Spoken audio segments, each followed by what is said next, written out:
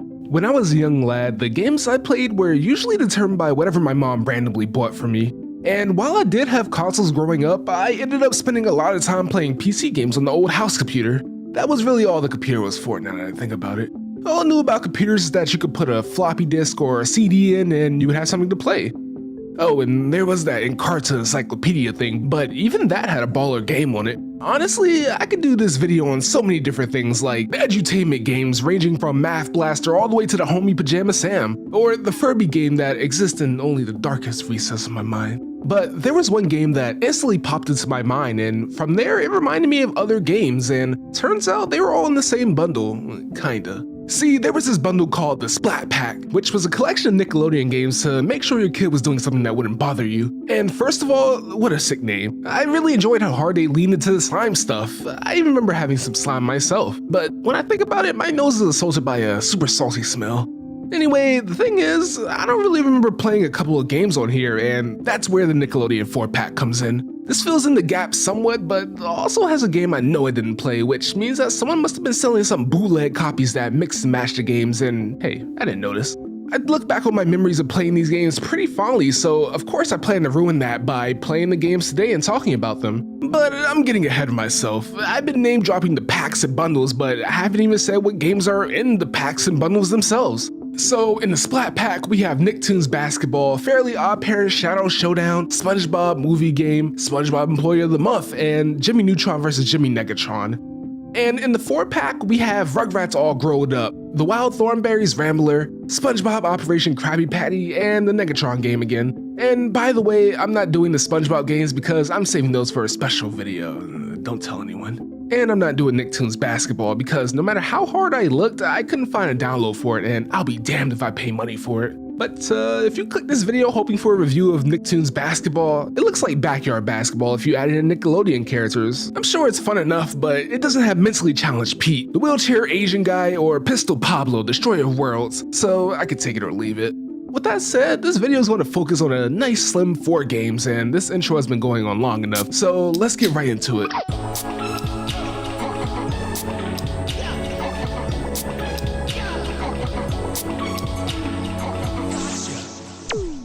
First of all, let me just say that PC games for kids were an absolute wasteland from what I remember. This is kind of hard to explain, but looking back at it, that very specific genre of games always felt like it was handled by people who were just learning how to develop games, and I mean, there's nothing wrong with that, but there were a lot of games that felt somewhat bare bones and lacking a lot of content.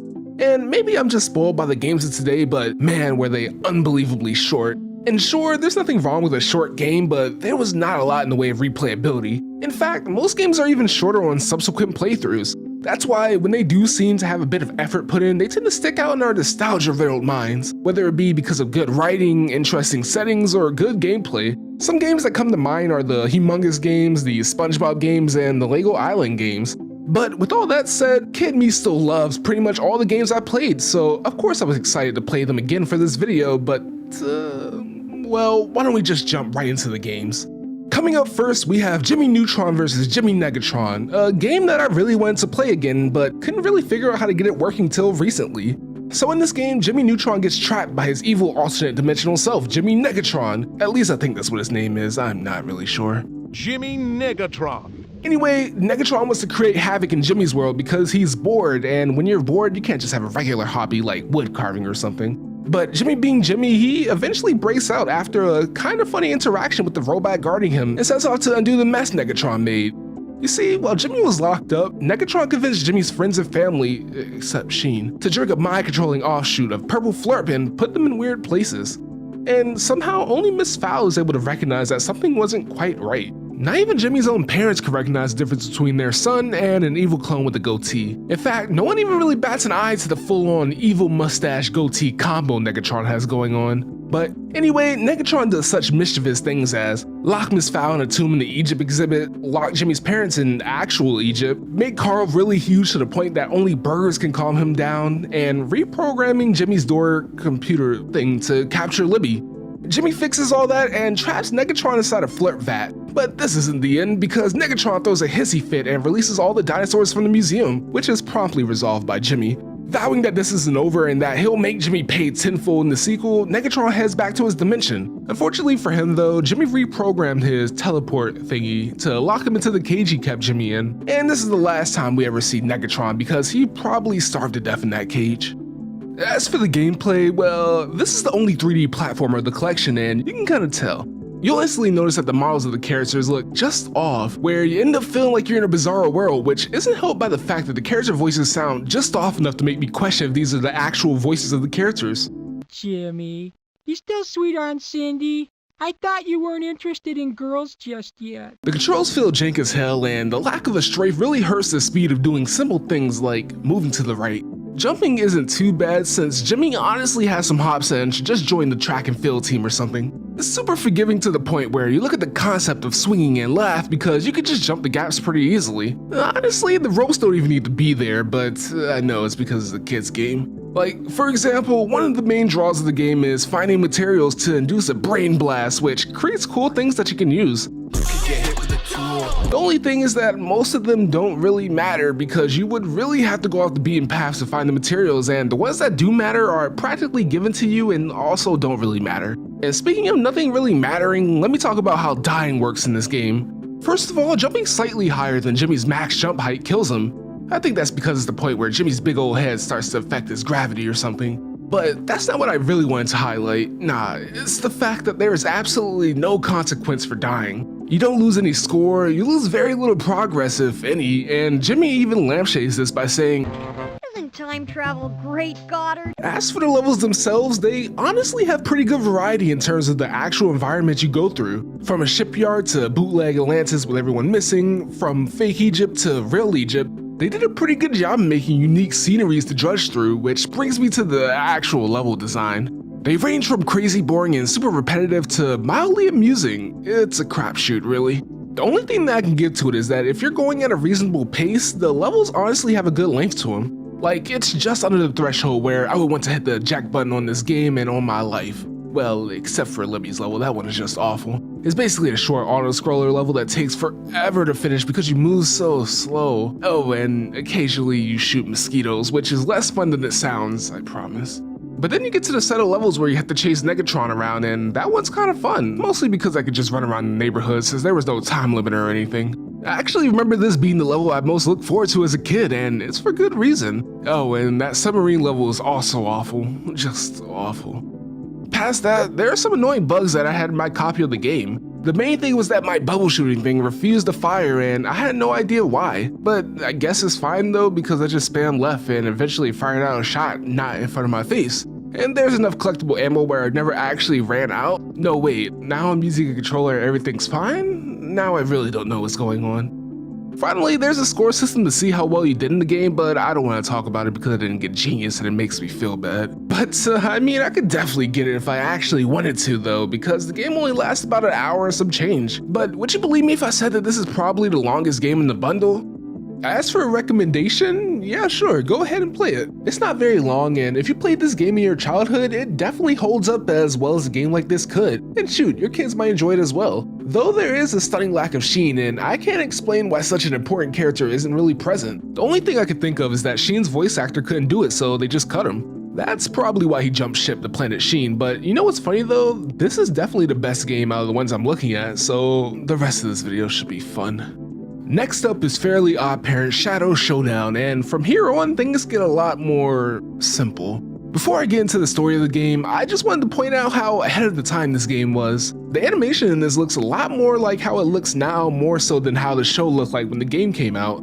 Anyway, so for this game, Timmy is about to watch the season finale for Crash Nebula, which should have gotten that spin-off I might add, when someone hits the TV station with some magic waves and knocks out the TV. Timmy obviously can't stand for this because you can mess with everything in his life, but messing with his TV is where he draws the line. And when he wishes for his TV to start working again, surprise surprise, Cosmo and Wanda's wands don't work because Fairy World is probably in turmoil. Probably. And hey, it is. Some fairy jewel that I'm pretty sure didn't exist before this was stolen, and it's so powerful that it was able to be used to make magic not work. It's also introduced that there's a king and queen in the fairy world, which kind of doesn't make any sense, but whatever. They try to look for the jewel, but decide it'll probably be easier to counteract it by making a magic muffin, which actually had its own movie. From here on, Tommy solves problems related to the whole magic TV fiasco and somehow gets a hold of the ingredients needed to bake a magic muffin. You do all that, and before you can even think about how nonsensical this plot is, you have to stall the thief long enough for Wanda to bake the magic muffin, and it turns out that the Shadow of the Chamberlain is the true culprit, because he wants to be free from being a shadow, which is the reason for the title of this game. You kick him a couple times, eat some oddly crunchy muffin, and Fairy World is back to normal, with Timmy being able to finally watch that Crash Nebula season finale, which I cannot stress enough should have gotten that spinoff. Honestly, you could have slipped this game into the show as an episode and I wouldn't have batted an eye. Shoot, it even takes about the length of an episode to finish this game, but there's some replayability? The gameplay is split off into 8 different minigames and most of them aren't fun. In the first one, you have to get the suits to the matching cards, but there's a flying cow that changes the position of the cards, which makes me more done with this level than I already was. This is also one of the only minigames that doesn't have a fail state, so you can do whatever you want and you'll probably win eventually. Next up, you have the Jester one, and that one's just a bad matching game. Next up is the game where you have to make all the TVs match, and this is probably my favorite because, hey, it's not that bad of a puzzle. The TVs are connected, so pressing one will change another, so you do have to plan stuff out, but that's all there is to say about that one. Now you have to gather some wishing star things so that you can actually go anywhere, and the only place you can get them is on a wish-proof obstacle course for some reason, which is as simple as clicking to jump at the right time. Then you have the one in Dad's Dream, which is confusing and the most frustrating out of all the minigames. You have to kill the suits and your main method of attack are moths. The thing is, the moths don't really like to listen, so you just have to hope they go in the direction you want them to. Though I will fully accept that I must have missed something because that couldn't have been what I was supposed to do. And the fact that the controls feel absolutely terrible when you use a mouse because it feels more like you're suggesting to me where you should move, and that's most apparent in the Crimson Chin and the Vicky level. Which segues me into the Crimson Chin level where you have to suffocate H2O to death. But to get there, it takes what feels like an hour and a half. Everything is sluggish and the enemy's shots are hard to dodge, but that one might be because my reaction time is that of a dying animal.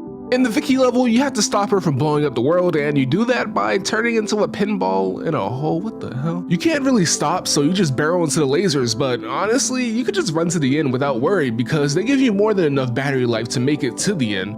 And for the last muffin ingredient, you gotta save Timmy's mom from a super evolved gorilla who wants to force her into banana bread making servitude. You just kinda climb to the top of a building while dodging bananas and throwing keys at gates. Nothing much more than that, which seems to be a running theme for these games. With all that done, you can shadow Showdown the Chamberlain Shadow in the studio. You jump on the colors that show up on the cameras to stun him, and then you kick him while he's down. Didn't quite realize that second part quick enough, which just means I should probably listen more. I thought that was the end, but turns out there's another dumb minigame where you just flick the cupcake into Timmy's mouth, and that's that. There's different difficulty levels so you can go back and try to beat them all at higher difficulties, but I never really felt compelled to, which should tell you how I feel about this game. Now take everything I just said about the Fairly OddParents game and make it worse, and you get the Wild Thornberry's Rambler. This is the only game in the bundle that doesn't have a cohesive story tying the gameplay together. It's more so everyone has their own problems and the minigames are tied to that. So the way I'll handle this game is by breaking the minigames into their own parts. And just to note, there is no end to the minigames, you just kinda go until you lose. Also, the only reward I noticed is that you get a little animation at the end of the level. So first up we have Eliza, who's saving some animals that got stranded in the ice when it splintered off. You jump to the split off ice to get to the baby animals and then you give them to the animal parents. You click to where you want to jump and that's about it. Eliza does have some crazy vertical on her jumps though, which is probably a byproduct of her animal talking ability. And now let's jump over to Donny, who I just realized is voiced by Flea. That's pretty crazy. Anyway, his whole thing is that he's hungry and being the monkey boy he is, he needs to find some bugs to eat. This just ends up being some pseudo Pac-Man game where you have to get all the bugs. This takes longer than needed because it feels like you need the animation to finish before you can move again. Granted, the animation isn't that long, but it does add up and you really do start to feel it like Ippo after too much oxygen. Also, he makes Donny noises every single time he gets a bug, which if you watch the show, you know what I mean. Past that, there are some very light puzzle elements, and I cannot stress enough how light these puzzle elements are. It's mostly pushing the rock at the right place so you don't get stuck. Other than that, you just have to avoid the boars, and that's not hard in the slightest. Alright, so now there's the Darwin minigame, which is in the running for the worst minigame out of all the games in the Splat Pack. In this one, Darwin is hungry, so he goes to get some chips because he's more human than Donny. And the only way to get them chips involves him jumping from vine to vine. Oh, and there's animals that try to stop you for some reason. This one is just boring, but also annoying because there are leaves and trees in the way so you can't see what's on the vine. And those animals will be waiting under the cover of darkness to knock you off your vine to a death worthy of the Splat Pack. But it's probably a fate better than whatever happened to Donny's parents. Look Goddard. Vultures. And the only reason this trash doesn't get the crown the worst is because the Debbie game exists. For this one, you just run around looking for Debbie CDs. While looking for it though, Debbie gets attacked by monkeys, which she fends off with chemical warfare, hairspray. Then they just run away until they realize they actually want to kill Debbie, or whatever they wanted to do to her. Maybe style her hair, I don't know. This minigame is really just you aimlessly running around until you find the CDs, adding the slowness of Debbie, and I wanted to stop as soon as possible, which I did. So the last game we have is the great Nigel squaring off against Kip O'Donnell, the guy who tries to catch animals and ship them off. You have a good old-fashioned boomerang off where you try to knock off Kip's hat, which makes him fall into the water. You can jump left and right, but I saw no real reason to move at all. Like the other minigames, there's not much here, but I actually had the most fun with this one. What I did was try to guess where he would spawn and spam click it, which was fun for a bit. As for Marianne, she gets nothing, and I recommend this to no one because you can almost certainly find some Flash games that do these minigames better, and there's not even a story to draw you in. Also, I have no idea why they call it Rambler.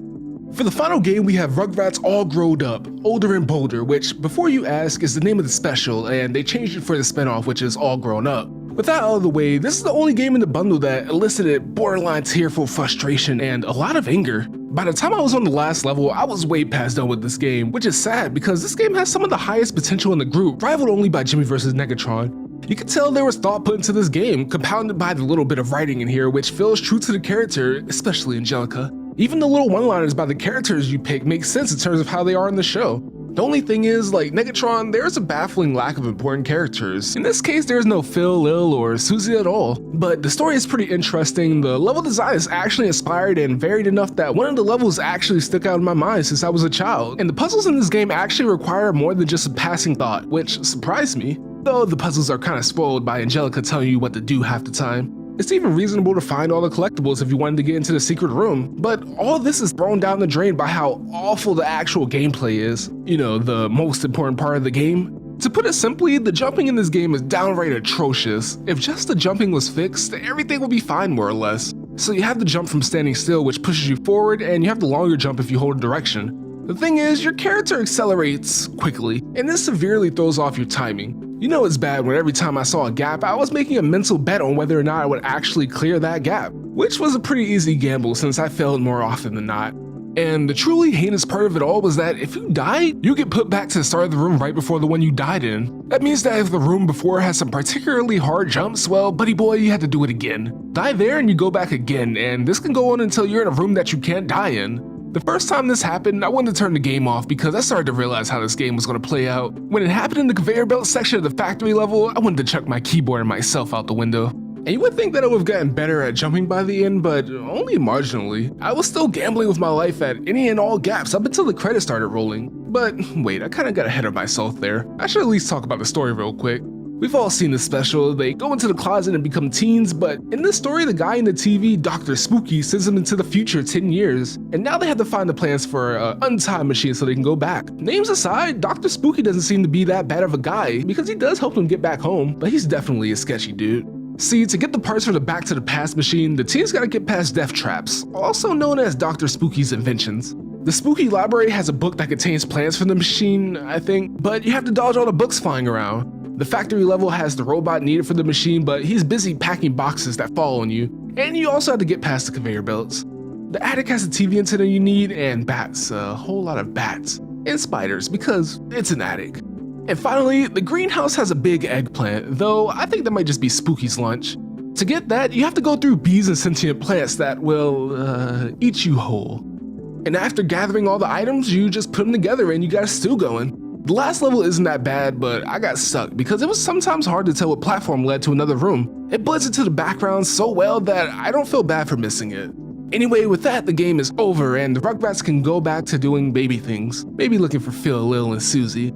As for the gameplay, wait, I already talked about that.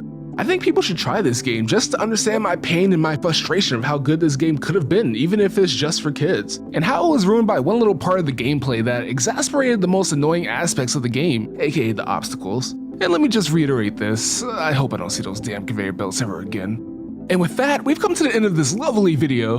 All in all, these were games made for kids and it shows. Still, it was nice to go back and look at these games again after so much time, and hopefully you also got a somewhat nice trip down memory lane. And what's a trip without needless rankings? At the top, we have Jimmy Neutron versus Jimmy Megatron, then the parts of the Rugrats All Growed Up game that didn't include the jumping, followed by Fairly Odd Parents Shadow Showdown, followed by the Wild Thornberry's Rambler, and then there's getting a root canal, then there's a power gap, and finally we had the jumping in All Growed Up. What are some games from your childhood that you possibly want us to take a look at? Leave them in the comments below because I do read them all and try to reply whenever I can. Also, make sure to like and subscribe to see what I end up doing with those SpongeBob games I left out. And while you're trying to figure out how to run old PC games on your new computer, have a good day.